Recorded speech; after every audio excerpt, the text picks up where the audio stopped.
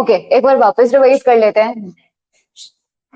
Entities not eligible to make in IPO, कौन कौन सी entities eligible नहीं है? फर्स्ट, कौन सी एंटिटीज एलिजिबल नहीं है? पहला कौन? डीबार्ड।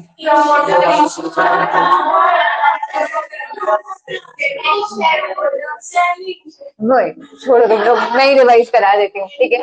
अगर ईश्वर, उसका प्रमोटर, प्रमोटर ग्रुप या selling shareholder, they are डीबार्ड।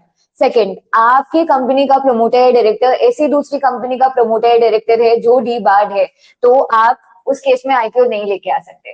Third point में ईश्वर, प्रमोटर या डायरेक्टर विलफुल डिफॉल्टर है तो। फोर्थ पॉइंट में आपका डायरेक्टर या प्रमोटर फ्यूजिटिव ऑफेंडर है तो।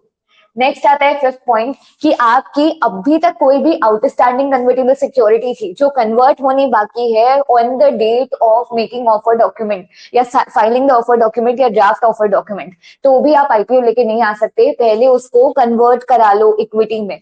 लेकिन उसका एक्सेप्शन, अगर ईसॉप्स हैं आपने इशू किए हुए हैं और वो अगर इक्विटी में कन्वर्टेड नहीं है on the date of filing of draft offer document, तो चलेगा वहां पे। लास्ट वाले में बोला था कि जो डीबारमेंट वाला टाइम है, जिस दिन आप ड्राफ्ट ऑफर डॉक्यूमेंट फाइल कर रहे हो उस दिन आप डीबार्ड नहीं हो, पहले डीबार थे तो भी अलाउड है, उस दिन हमारा डीबारमेंट का पीरियड ओवर रहना चाहिए। नेक्स्ट हमने स्टार्ट किया था कि आप जब एलिजिबल हो गए तो आपको और कौन सी टर्म्स और कंडीशन फॉलो करनी पड़ेगी आईपीओ लेके आने के लिए। पहला पॉइंट, आपकी नेट टैंजिबल एसेट कितनी होनी चाहिए? 3 करोड़ होनी चाहिए। हर साल में बोला है या फिर एवरेज है? हर साल में मिनिमम 3 करोड़ होनी ही चाहिए। एंड उसके बाद नेक्स्ट बोला है कि उसमें से 3 करोड़ मिनिमम है और जितनी भी टैंजिबल एसेट है आपकी नेट, उसमें से मैक्स टू मैक्स 50% आपका मॉनेटरी एसेट हो सकता है, उससे ज्यादा मॉनेटरी एसेट नहीं हो सकता। नेक्स्ट पॉइंट में बोला हुआ है that is if more than 50% are held on monetary basis, the issuer has made the firm commitment to utilize the exceed monetary assets for the business or project. The limit shall not apply in case of offer for sale. यहाँ पे बोला हुआ है कि अगर आपका monetary asset, मान लो आपका नेट टैंजिबल एसेट था 5 करोड़ का, उसमें मॉनेटरी कितना हो सकता है? Liquid 50%, that is 2.5 crore. आपका अगर 2.7 करोड़ है तो एक्सेस कितना है जो नहीं होना चाहिए था? 20 लाख एक्सेस है। 2.5 से 2.7 करोड़ पे आने के लिए 20 लाख अपना एक्सेस है, तो उस 20 लाख का आप कमिटमेंट दोगे कि हम जल्दी से जल्दी उस 20 लाख को यूटिलाइज कर देंगे और मॉनेटरी से हम नॉन मॉनेटरी फॉर्म में कर देंगे। सिर्फ और सिर्फ एक्सेस का हमें कमिटमेंट चाहिए जितना हमें 50% बनाने के लिए चाहिए था। नेक्स्ट आता है the issuer has an average operating profit of at least 15 crore calculated on restated and consolidated basis during 3 preceding year with operative profit in each 3 years. यहाँ पे क्या बोला है? पिछले 3 प्रीवियस ईयर का हम देखेंगे, हर साल प्रॉफिट तो होना ही चाहिए। उसके बाद बोला है कि प्रॉफिट तो है ही, जितना भी प्रॉफिट है उसका एवरेज करो और वो कितना आना चाहिए? मिनिमम 15 करोड़ तो आना ही चाहिए। और सिर्फ ऑपरेटिंग प्रॉफिट की बात की गई है, बिफोर टैक्स आफ्टर टैक्स वाली बात नहीं की गई। नेक्स्ट आता है आपकी नेटवर्थ कितनी होनी चाहिए? 1 करोड़ होनी चाहिए।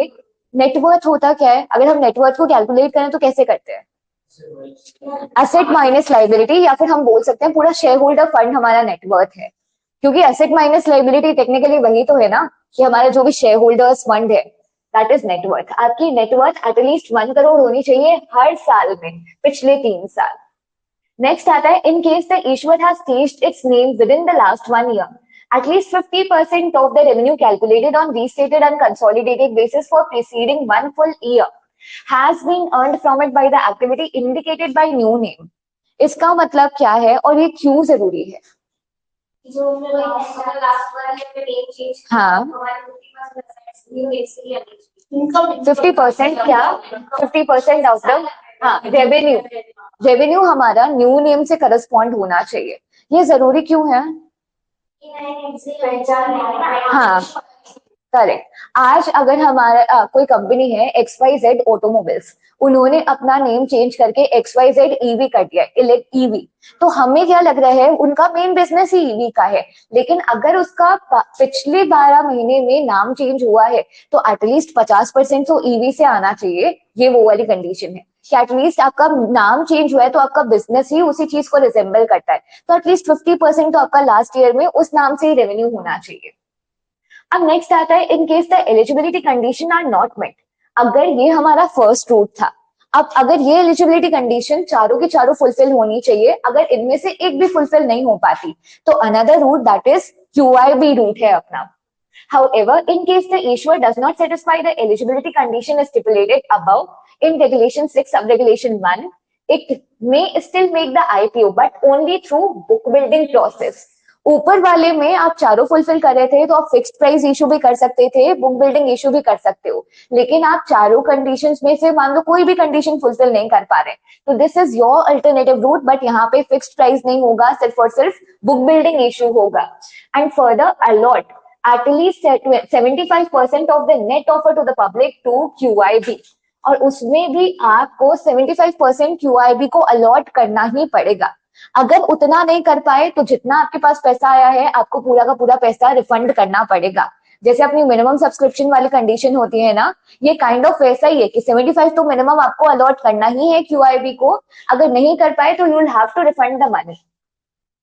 In case the IPO under regulation QIB does not subscribe to allocated 75% of the net offer, the issuer will fail and the issuer company will have to refund the full subscription money even though on overall basis the issue have been oversubscribed.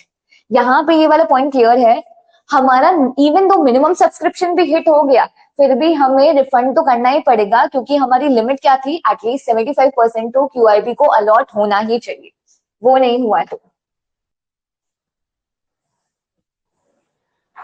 Next eligibility criteria को वापस box में समझाया हुआ है, that is same thing.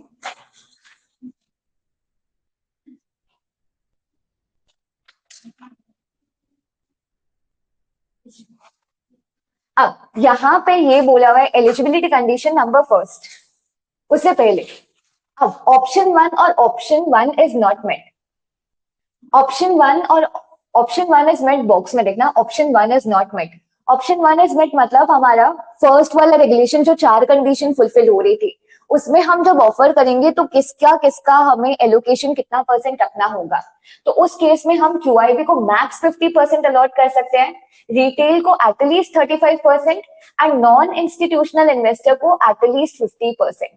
तो हमारे दो चीजें होती है इस केस में, पहला वाला रेगुलेशन जिसमें हम 4 कंडीशन फुलफिल कर रहे थे अगर वो हमारा ऑप्शन 1, और सेकेंड रेगुलेशन ऑप्शन 2, अगर ऑप्शन 1 में जा रहे हो तो आपका पूरा का पूरा इशू साइज का कुछ परसेंट आपको मिनिमम या मैक्सिमम अलॉटमेंट है, तो बोला हुआ है आप QIB को मैक्स टू मैक्स 50% अलॉट कर सकते हो, दैट इज 50%, लेकिन यहाँ मिनिमम नहीं है मैक्स है, ध्यान रखना QIB। एंड सेकेंड बोला हुआ है रिटेल इन्वेस्टर को मिनिमम 35% और मिनिमम 35% हमारे NII को, तो ये तो हमारा फिक्स ही है 35% मिनिमम रिटेल इन्वेस्टर को, एंड उसके बाद मिनिमम 15% हमारा NII नॉन इंस्टीट्यूशनल इन्वेस्टर, ये मिनिमम है ध्यान रखना, कंफ्यूज मत होना, और ये है मैक्सिमम। सेकेंड रूट में हमारा था, तो सेकेंड रूट में हमारा QIB का कितना था 75%, QIB का आप 75% अलॉट करना ही है, and retail at least 10%, non-institutional investor at least 50%. इसमें ऐसे लिखा है एटलीस्ट 75%। इधर मैक्सिमम नहीं होगा, वेट आई चेक, यहाँ पे एटलीस्ट होना ही चाहिए, इसमें रॉन्ग है क्योंकि एटलीस्ट 75% ही कंडीशन है, तो ये एक बार मत देखना, I check and refer it to you. Next आता है एलिजिबिलिटी कंडीशन नंबर 1, ये इसको न्यूमेरिकल के फॉर्म में दिया हुआ है, तो एक बार वैसे कैलकुलेट कर लेते हैं, ये पूरा का पूरा न्यूमेरिकल है, कैलसी इसके लिए हाँ चलेगा, ठीक है।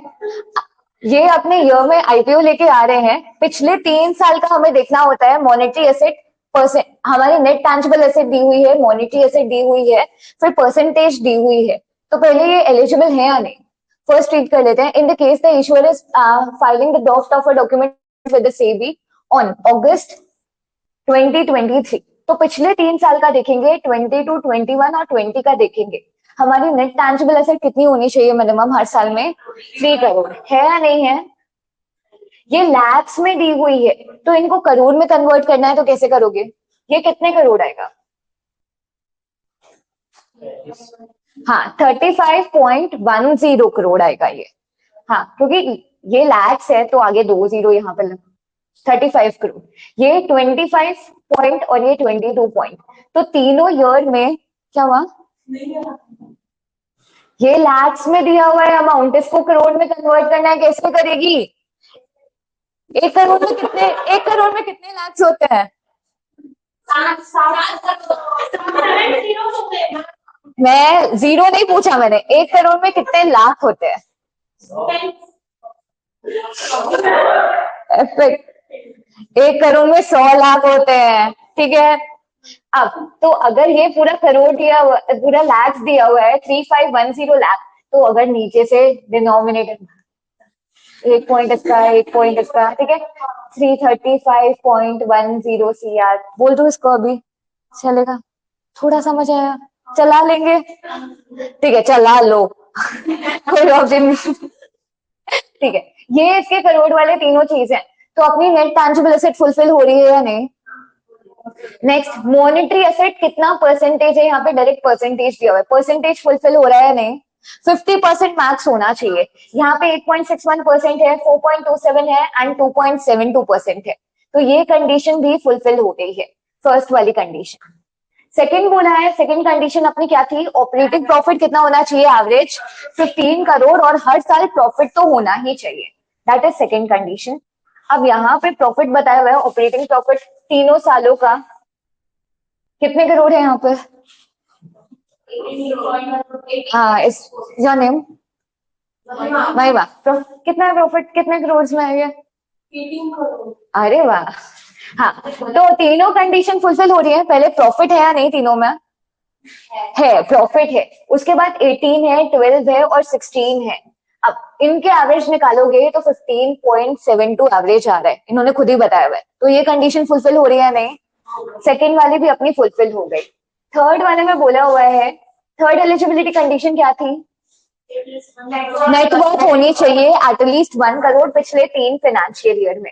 तो यहाँ पे इन्होंने पूरा इक्विटी शेयर टोटल दे दिया है, खुद ही इन्होंने नेटवर्थ कैलकुलेट करके बता दी, क्योंकि तुम लोगों के भरोसे रहते तो कैलकुलेटर पता था कि आधे टाइम तो कैलकुलेटर में निकाल देते, तो नेटवर्थ इन्होंने कैलकुलेट कर दी, एग्जाम में नहीं करके देते, अपने को कैलकुलेट करनी पड़ती है नेटवर्थ वहां पे। तो यहाँ पे नेटवर्थ ऑलरेडी अपनी हर साल 1 करोड़ है ही, उससे ज्यादा ही है, तो ये कंडीशन भी अपनी फुलफिल हो गई। अब ये अपनी बेसिक कंडीशन थी 4 जो हमने न्यूमेरिकल के थ्रू देखी। अब आती है कुछ जनरल कंडीशन जो आईपीओ के रिलेटेड। पहला, हम अगर आईपीओ लेके आने वाले हैं तो हमें स्टॉक एक्सचेंज को एप्लीकेशन देनी पड़ेगी, एक या एक से ज्यादा स्टॉक एक्सचेंज। किसके लिए एप्लीकेशन? लिस्टिंग के लिए एप्लीकेशन देनी पड़ेगी। एंड उसमें अच्छा, लिस्टिंग के साथ to seek in principle approval. What do you mean by in principle approval? क्या?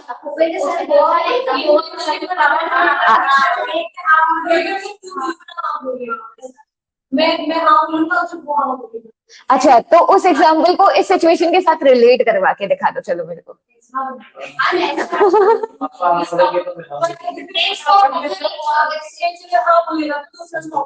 ऐसा नहीं होता। इन प्रिंसिपल अप्रूवल का बेसिक मतलब, इन प्रिंसिपल अप्रूवल का बेसिक मतलब यही होता है कि आज मैं आईपीओ लेके आने वाला हूँ, आप मेरे को परमिशन दे दो कि अगर ये आईपीओ सब्सक्राइब हुआ तो फ्यूचर, इन प्रिंसिपल में लिख लो एडवांस अप्रूवल। इसका मतलब फ्यूचर में आप लिस्टिंग कर दोगे ना, आज परमिशन मांग रहा हूँ, अभी लिस्टिंग नहीं हो रही, आईपीओ सब्सक्राइब हो जाएगा, फ्यूचर में आप परमिशन दे दोगे ना मेरे को लिस्टिंग के लिए, that is in principle approval, approval in advance.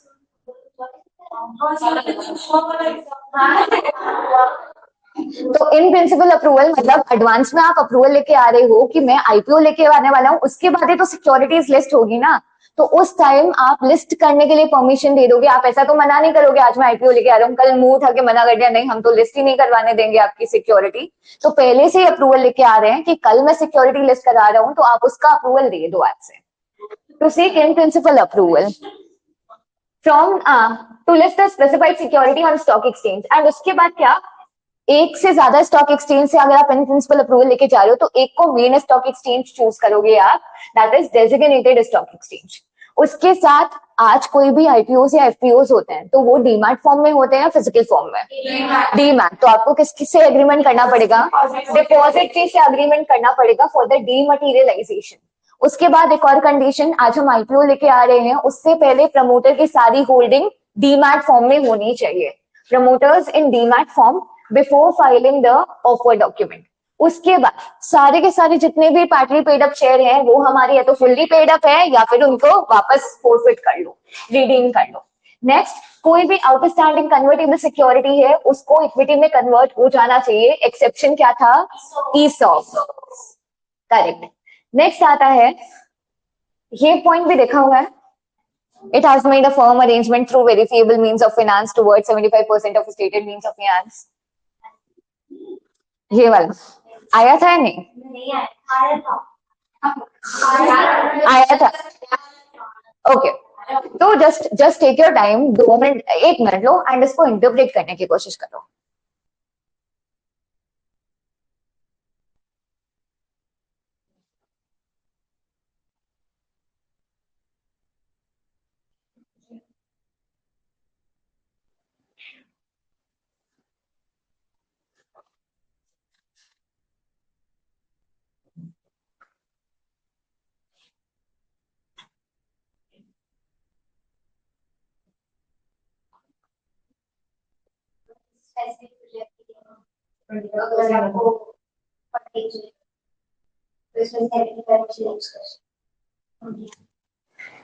Okay,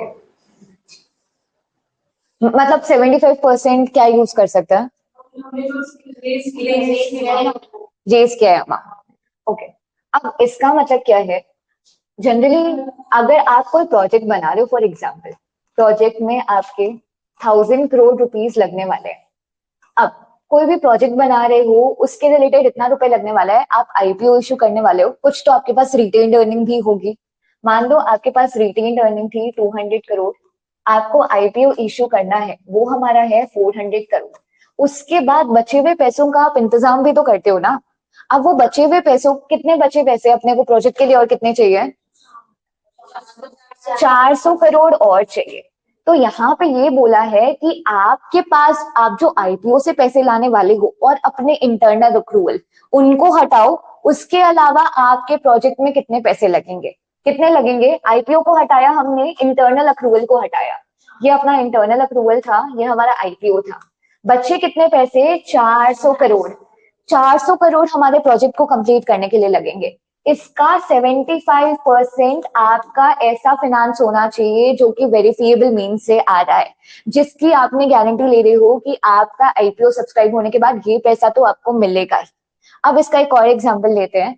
suppose आपका 1000 करोड़ का प्रोजेक्ट है, आपने ये डिसाइड किया कि 200 इंटरनल अप्रूवल से लगाएंगे, 400 का तो हम आईपीओ रेस करके मनी लगा लेंगे, बाकी 600 करोड़। तो आईपीओ में मेन ऑब्जेक्टिव तो बताए हुए ना कि ये प्रोजेक्ट के रिलेटेड हम पैसा लगा रहे हैं। तो आज अगर आईपीओ वाले के लिए आपने बताया कि ये ऑब्जेक्टिव के लिए पैसा लगा रहे हो और ये 400 करोड़ का इंतजाम नहीं हो पाया, तो प्रोजेक्ट चलेगा या नहीं चलेगा? नहीं चलेगा। उसी के लिए सेबी ने बोला कि आप जिस प्रोजेक्ट के लिए भी आईपीओ में पैसे लगा रहे हो उस प्रोजेक्ट का आईपीओ और अपने इंटरनल अक्रूवल को हटाओ, उसके अलावा जो है उसका 75% हमें बताओ वो पैसा आने वाला कहाँ से है, वो आएगा तो कौन से मीन से आएगा। ये पॉइंट है, क्योंकि यहाँ पे इन्वेस्टर्स के नहीं तो बाकी 400 करोड़ डूब जाएंगे ना पैसे।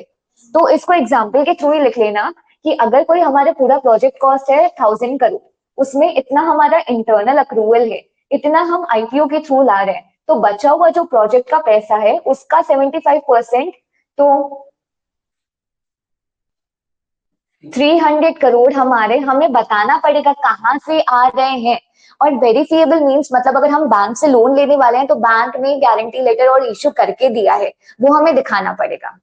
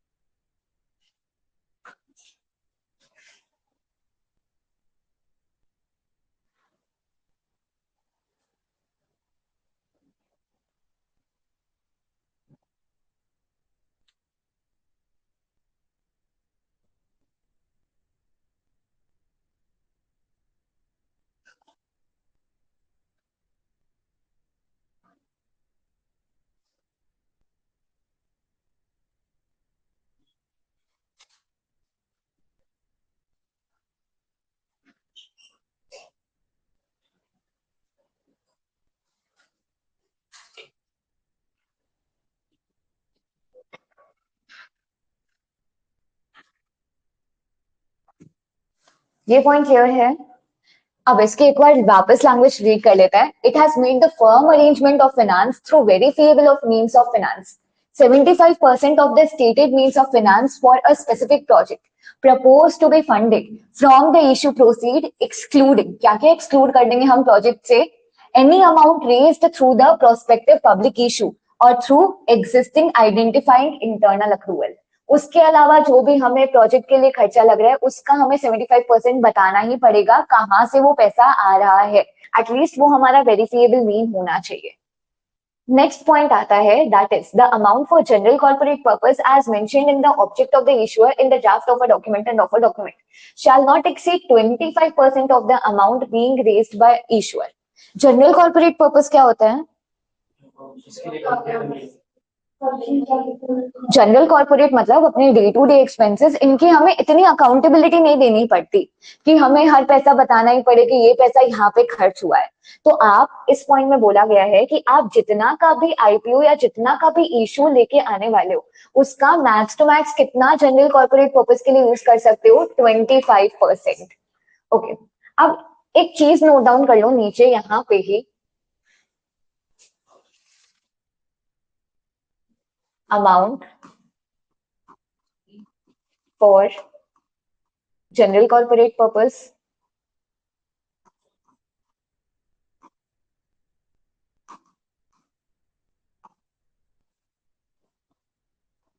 $25%. Next, unidentified investment,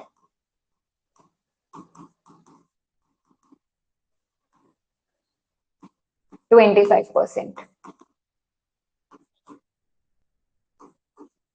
Both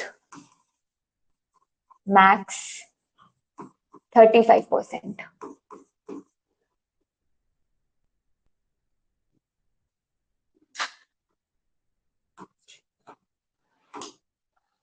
अब ऊपर वाले 3 पॉइंट का इम्प्लीकेशन है, आप पूरा का पूरा मान लो इशू लेके आने वाले हो 1000 करोड़ का, उसके लिए आप जनरल कॉर्पोरेट पर्पस में कितना दिखा सकते हो? 25% दिखा सकते हो, दैट इज 250 करोड़ दिखा सकते हो. एंड नेक्स्ट था हमारा अनआइडेंटिफाइड इन्वेस्टमेंट. आज आप कोई भी इशू लेके आने वाले हो उसमें आप दिखाते हो इतना खर्चा हम प्लांट पे करेंगे, इतना खर्चा मशीनरी पे करेंगे. ये कौन सी टाइप की इन्वेस्टमेंट हुई? आइडेंटिफाइड. लेकिन यहाँ पे क्या हुआ है, जनरल कॉर्पोरेट में 25% के लिए बोला तो लोगों ने क्या करना शुरू कर दिया, अनआइडेंटिफाइड इन्वेस्टमेंट के नाम पे भी पैसा रखना शुरू कर दिया कि ये हम फ्यूचर में इन्वेस्टमेंट करेंगे, हमें अब भी नहीं पता कि हम कहाँ इन्वेस्ट करेंगे. तो दैट इज अनआइडेंटिफाइड इन्वेस्टमेंट. फिर ये लिमिट आई बाद में, तो बोला गया कि आप अनआइडेंटिफाइड इन्वेस्टमेंट भी मैक्स टू मैक्स 25% दिखा सकते हो. अब उसके बाद बोला ये इंडिविजुअल लिमिट है दोनों की कि इतना इतना दिखा सकते हो, लेकिन अगर आपको दोनों दिखाने जनरल कॉर्पोरेट पर्पस और अनआइडेंटिफाइड इन्वेस्टमेंट तो इससे ज्यादा नहीं हो सकता. कितना? 35%. नहीं, इससे ज्यादा नहीं हो सकता. अब कुछ क्वेश्चंस मैं पूछ रही हूँ. मान लो अगर मैं अनआइडेंटिफाइड इन्वेस्टमेंट मेरा 150 सीआर का दिखा रही हूँ और जनरल कॉर्पोरेट पर्पस 100 सीआर का दिखा रही हूँ, ये सारी कंडीशन कंप्लाई हो रही है या नहीं? दिखा सकती हूँ दोनों. Unidentified investment 150 CR, general corporate purpose 100 CR. Okay, अगर मैं यही कर दूं कि unidentified investment 150 CR, general corporate purpose 150 CR, अभी भी कंप्लाई हो रही है या नहीं? देखो, अभी भी कंप्लाई श्योर हो रही है. ओके, एक और चीज, अब अगर मैं दिखा दूं कि जनरल कॉर्पोरेट पर्पस 200 सीआर है और अनआइडेंटिफाइड इन्वेस्टमेंट 170 सीआर है, अब कंडीशन कंप्लाई हो रही है या नहीं? इंडिविजुअली तो कंप्लाई हो रही होगी, no doubt. General corporate purpose हम 250 तक दिखा सकते थे, हमने 200 दिखाई, अलाउड. हमारा अनआइडेंटिफाइड इन्वेस्टमेंट 250 करोड़ तक दिखा सकते थे, 170 दिखाई, अलाउड.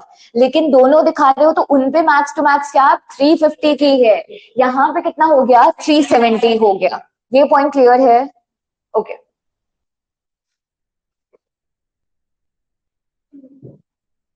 ये पहला वाला बोला कि जनरल कॉर्पोरेट पर्पस के लिए आप मैक्स टू मैक्स 25% दिखा सकते हो.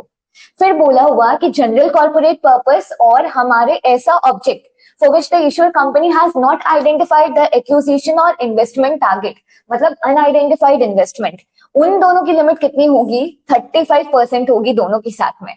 So next बोला, however, the amount traced for object where the issuer has not identified investment target as mentioned in the object shall not exceed 25%. तीनों पॉइंट क्लियर है. Individual limit बताई गई है 25-25 की, दोनों दिखाओगे तो मैक्स टू मैक्स 35 दिखाओगे, तो अपने को तीनों चीजें देखनी पड़ेगी साथ में. Further provided that the limit shall not apply if the proposed accusation or object has been identified and suitable specific disclosure has been made. हम अनआइडेंटिफाइड इन्वेस्टमेंट वाली लिमिट कब लगती है? जब हम ये बोलते हैं खाली कि ये पैसा हम इन्वेस्टमेंट के लिए यूज करेंगे, कहाँ यूज करेंगे वो हम बाद में सोच लेंगे. लेकिन अगर मैं ये लिख रही हूँ कि ये पैसा मैं 2 महीने के बाद प्लांट एंड मशीनरी खरीदने में यूज करूंगी, would it be unidentified investment और नॉट? नो. तो ये बोला है कि अगर अभी आप इन्वेस्टमेंट नहीं करना चाहते, फ्यूचर में करना चाहते हो, लेकिन आपने डिस्क्लोज कर दिया कहाँ कर रहे हो, तो उस पर लिमिट एप्लीकेबल नहीं होगी, वो आप अप टू एनी एक्सटेंट दिखा सकते हो.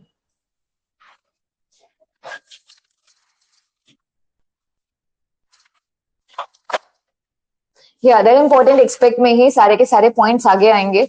Minimum promoter contribution, additional conditions, ये तो आपने ऑलरेडी देखा था. शेयर फुल्ली पेड अप है, ये अपने को कुछ conditions. Okay, additional condition for offer for sale, ये कुछ कंडीशंस हैं जो हमारी ऑफर फॉर सेल पे लगेगी, भले ही ऑफर फॉर सेल हमारा आईपीओ में हो रहा हो या एफपीओ में हो रहा है. ये कंडीशंस, ये ऑलरेडी जो हमारे शेयर्स हैं वो फुल्ली पेड अप होने चाहिए. उसके बाद नेक्स्ट कंडीशन है, that is shall be held by the seller for a period of at least 1 year prior to filing of draft offer document. जिस दिन आप ऑफर फॉर सेल के लिए ड्राफ्ट ऑफर डॉक्यूमेंट फाइल कर रहे हो, तो सेलिंग शेयर होल्डर्स हैं, उनकी शेयर होल्डिंग एटलीस्ट 1 साल की होनी चाहिए, वही लोग उसमें शेयर सेल कर सकते हैं, अदरवाइज नहीं कर सकते. The holding period of the convertible security including the DR as well as that of the resultant equity share together shall be considered for the purpose of calculating 1 year period. यहाँ पे 1 year period का calculation कैसे होगा? ये point already देखे हुए या नहीं देखे हुए? देखे हुए तो है ना? कहाँ? एग्जीक्यूटिव में. ओके, ऑफर फॉर सेल में यहाँ पे बोला हुआ है पहला पॉइंट कि सारे के सारे शेयर्स फुल्ली पेड अप होने चाहिए. सेकेंड पॉइंट में क्या था? सेलिंग शेयर होल्डर जो भी है, जो भी सेलर है ऑफर फॉर सेल में, उसके पास एटलीस्ट 1 साल तक की तो होल्डिंग होनी ही चाहिए, फिर ही वो आगे जाके ऑफर फॉर सेल में सेल कर सकता है. अब यहाँ पे नेक्स्ट पॉइंट बोला हुआ है, the holding period of the convertible security including DR as well as that of resulting equity share shall be considered for the purpose of 1 year. अब आज मान लो मैंने किसी कंपनी के शेयर्स खरीदे और मेरे को शेयर्स नहीं मिले, मान लो वारंट्स मिले या कोई कन्वर्टेबल सिक्योरिटी मिली, वो आगे शेयर में कन्वर्ट होने वाली है. तो अगर मैंने मेरी कन्वर्टेबल सिक्योरिटी 5 महीने रखी, फिर कन्वर्ट होके शेयर्स मिले और वो मैंने 7 महीने रखे, तो टोटल कितना हुआ? 12 मंथ हुए, तो भी कंडीशन कंप्लाई हो गई. मतलब आप जो शेयर्स बेच रहे हो उसको आपको 1 साल तक होल्ड करके रखना है, लेकिन आपको ओरिजिनली शेयर्स ही नहीं मिले थे, मान लो डीआर या कोई कन्वर्टेबल सिक्योरिटी मिली थी, तो उनका भी होल्डिंग पीरियड हम 12 मंथ में काउंट करेंगे. पॉइंट समझ आया ये? नेक्स्ट है, further the holding period of 1 year shall be required to comply with at the time of filing draft of a document. तो 1 साल कब हो जाना चाहिए? 1 साल का टाइम पीरियड जब आप draft of a document file करे हो ना, उस दिन आपका 1 साल का टाइम पीरियड हो जाना चाहिए कि तब तक आपने 1 साल के लिए सिक्योरिटीज अपने पास रखी है. अब अपने पास रखी है तो वो कन्वर्टेबल फॉर्म में भी हो सकती है, वारंट फॉर्म में भी हो सकती है, डीआर में भी हो सकती है और इक्विटी शेयर में भी हो सकती है. नेक्स्ट आता है, in case the equity share received on conversion or exchange of fully paid up compulsorily convertible security including DR or offer for sale. ये सेम पॉइंट है, उसी का एक्सप्लेनेशन है कि यहाँ पे सिक्योरिटीज आपने भले पहले डीआर के फॉर्म में अपने पास रखी, वारंट के फॉर्म में रखी, कोई भी कंपल्सरी कन्वर्टेबल सिक्योरिटीज के फॉर्म में रखी जो कन्वर्ट नहीं हुई, वो टाइम पीरियड भी हम इंक्लूड करेंगे. और उसके बाद आपको उसके अगेंस्ट जो सिक्योरिटी मिली थी, इक्विटी शेयर मिले थे, वो भी आपने जितने टाइम पीरियड के लिए होल्ड किया वो भी इंक्लूड करेंगे. इस पॉइंट में कोई भी डाउट है? क्योंकि एक एक पॉइंट ना क्लियर करते हुए अपने चलेंगे. नेक्स्ट आता है, if the equity share arising out of the conversion or exchange of the fully paid up compulsory convertible security are being offered for sale, the conversion or exchange should be completed prior to the filing of the offer document, that is RHP in case of the book building issue and prospectus in case of fixed price issue. provided that full disclosure of the terms of conversion are made in draft of a document. Just try to interpret this point.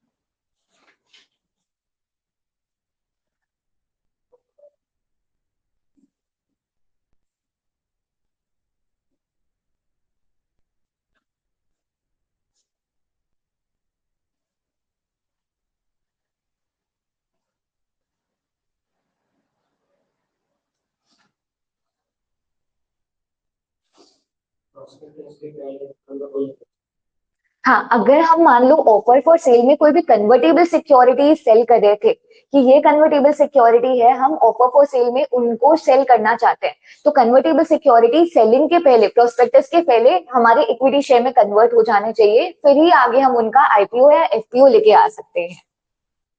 तो अभी तक हमने किसके लिए देखे point? Offer for sale के लिए point देखे। पहले सारे के सारे शेयर्स हमारे फुल्ली पेड अप होने चाहिए, उसके बाद जो भी सेलिंग शेयर होल्डर हैं उन्होंने वो शेयर्स या सिक्योरिटी 1 साल तक के लिए होल्ड की होनी चाहिए। अनदर पॉइंट, अगर उनको डायरेक्ट शेयर्स नहीं मिले थे, पहले डीआर मिला था या कुछ भी वारंट मिला था, तो वो इक्विटी शेयर में कन्वर्ट हो गया, तो दोनों का होल्डिंग इंक्लूड करके हम 1 साल काउंट करेंगे। उसके बाद कोई भी कन्वर्जन के बाद ऑफर फॉर सेल हो रहा है तो आरएचपी से पहले वो कन्वर्जन हमारा हो जाना चाहिए।